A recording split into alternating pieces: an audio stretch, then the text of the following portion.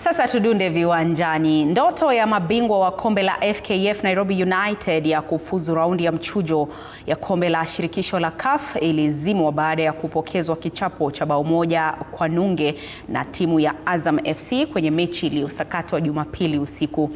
Matumaini yao ya kupiga hatua yamefika kikomo baada ya kushindwa kuandikisha ushindi katika mechi zozote za kundi B, na wanashikilia nafasi ya mwisho, huku Wydad na Maniema wakishikilia nafasi mbili za juu za kufuzu wakiwa na pointi 9 kila moja, zikiwa zimesalia mechi mbili pekee.